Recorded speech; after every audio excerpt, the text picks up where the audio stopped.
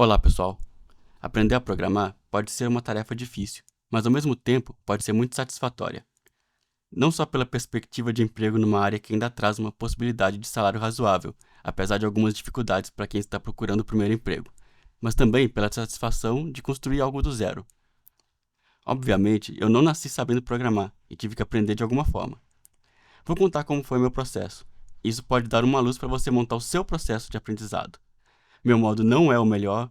Não existe melhor método, existe o método que funciona para você. Mas fique comigo até o final e com certeza alguma informação útil você irá obter.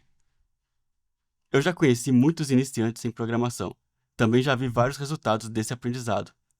Alguns tiveram dificuldade e desistiram. Alguns insistiram e aprenderam.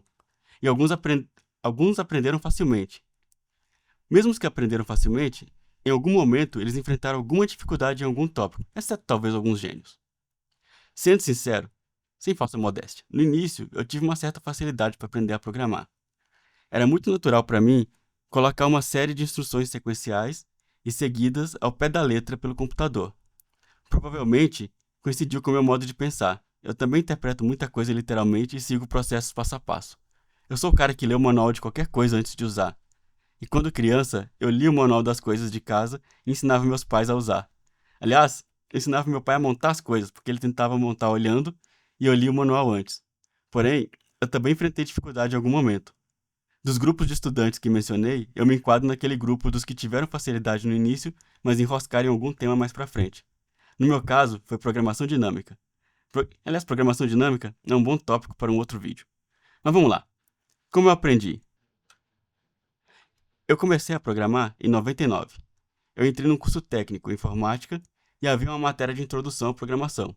Usávamos o livro Treinamento em Linguagem C++, módulo 1, de Vittorini Viviane Mishari. Eu procurei esse nome na internet e só encontrei um perfil sem foto de uma síndica no LinkedIn, e o escavador listou alguns processos que a pessoa participa, no geral relacionados a imóveis. Todos os outros resultados foram para anúncios do livro em lojas virtuais, sebos ou alguma página com PDF de um livro similar, o Treinamento em Linguagem C.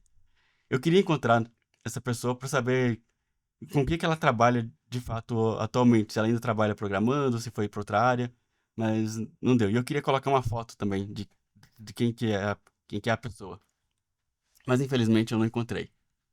Esse livro, na verdade, ele não é um bom livro para iniciantes. Logo na introdução, ao apresentar a visão geral, o livro já menciona classes, encapsulamento, polimorfismo e outros tópicos que o iniciante não vai entender. Depois, quando começam os capítulos de fato, o livro serve mais como uma referência da linguagem do que um livro que vai te ensinar a lógica de programação. Hoje, a edição do livro que eu tenho está bem desatualizada, um padrão muito antigo de C++. Não sei sobre as novas edições, mas a última edição que encontrei é de 2006, já são 18 anos. Na época, usávamos uma ideia para DOS chamada Turbo C++, da Borland.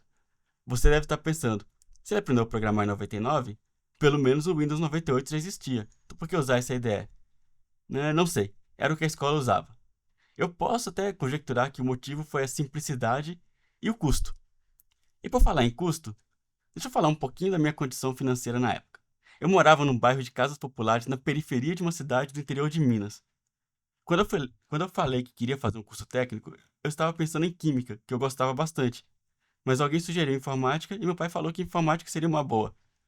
Eu não tinha cogitado porque não teríamos dinheiro para comprar um computador.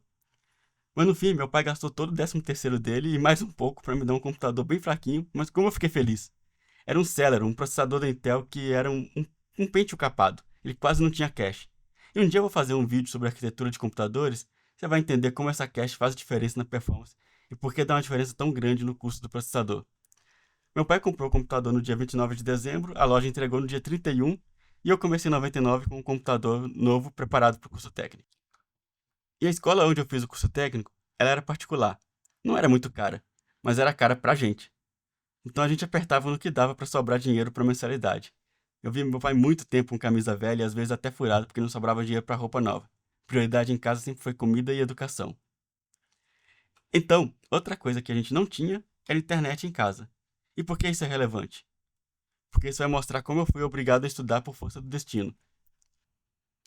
A escola onde eu fiz o técnico tinha os laboratórios de computação para podermos fazer as atividades práticas. Por segurança, para evitar que alunos introduzissem vírus, nenhum computador tinha drive de disquete. Pendrive? Esquece, isso não existia. E não tinha porta USB nos computadores também. A única opção para tirar arquivos era enviar por e-mail para si mesmo, mas eu não tinha internet em casa. Ou tinha a opção também de pedir para um funcionário da escola copiar do seu usuário para um disquete. Eu consegui uma cópia do Turbo C++ com um amigo, o Felipe Gonçalves, mas essa cópia que eu tinha, ela não tinha nem o arquivo de ajuda da IDE, porque o arquivo de ajuda era muito grande e não cabia no disquete. E se eu tinha uma dúvida em casa, então eu não tinha nem a documentação para pesquisar. Então como eu fazia? Eu pegava problemas para resolver ou tentava construir alguma coisa em casa. Aí quando eu não conseguia mais, eu copiava o código num caderno, lápis e papel mesmo.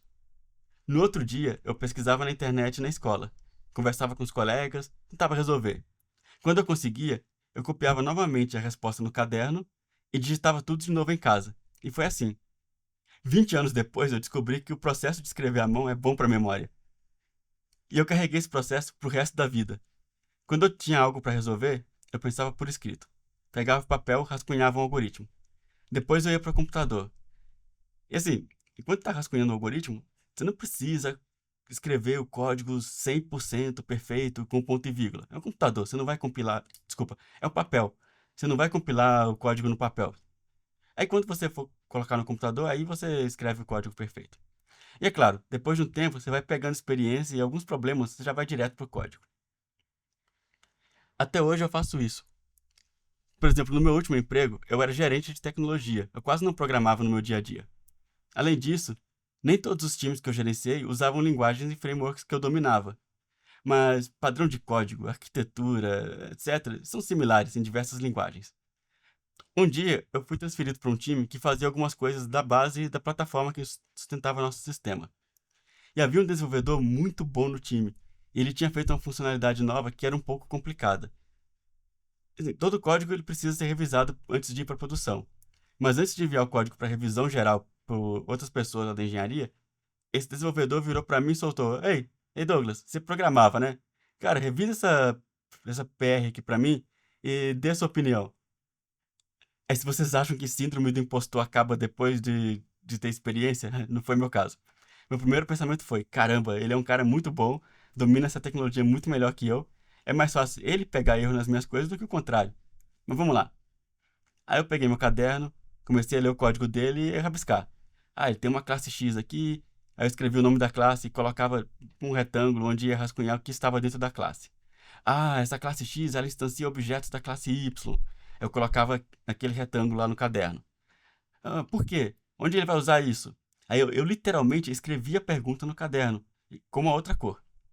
Depois, quando eu mesmo encontrava a resposta, eu ia lá e respondia no caderno com uma outra cor também.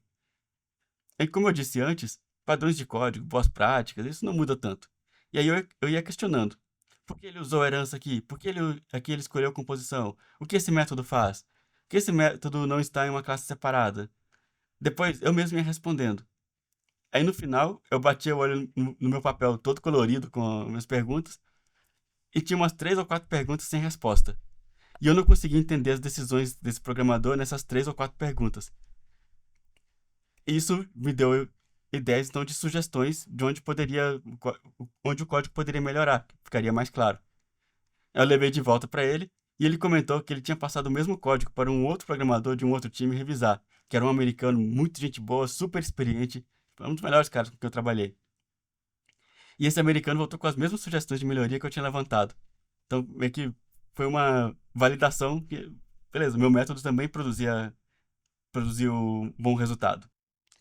Pode parecer chato, maçante, mas programar no papel traz uma clareza de pensamento e você vai acostumando a pensar e resolver o problema principal primeiro. Ir direto para o código, se você não prestar muita atenção, pode levar ao que a gente costuma chamar de programação tentativa e erro. Tenta resolver, dá errado, muda alguma coisa aleatória na esperança que vai funcionar. Você diz para si mesmo que, eu acho que é aqui, e não é. Aí você repete, acho que agora vai, e não é.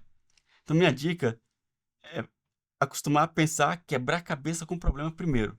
Aguentar a frustração para depois celebrar quando conseguir resolver. É como resolver um quebra-cabeça, problema de lógica. Só depois de quebrar a cabeça é que você deve buscar a resposta.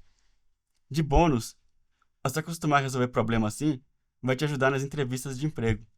E se o interesse for acadêmico, bom, aí em pesquisa não existe resposta pronta. É você que vai achar a resposta. Eu preciso mencionar também que eu não sou contra 100% tentativa e erro. Há um momento certo para essa abordagem, e quando estamos experimentando. Então, devemos aproveitar que temos um benefício muito grande na nossa área. Não precisamos de matéria-prima física para criar. Por exemplo, se um pintor quiser experimentar, vai gastar tela, vai gastar tinta, vai desgastar pincel, etc. Se um escultor quiser fazer alguma experiência, vai gastar matéria-prima, vai desgastar as ferramentas. Programador não. Então, muda aquele parâmetro daquela função, veja como o programa reage. Aumenta o tamanho daquele laço de repetição. Inverta a condicional. Essa parte de brincar com o código é importante para criar familiaridade também. E para finalizar, é como eu disse no início. Esse foi o método que deu certo para mim. Encontre o seu método. Se você já encontrou, deixa nos comentários. Isso poderá ajudar outras pessoas a combinarem ideias e encontrarem a metodologia delas também. E se você chegou até aqui, não se esqueça de curtir o vídeo, compartilhe com quem você achar que se interessará e nos vemos no próximo vídeo. Se inscreva no canal. Um abraço!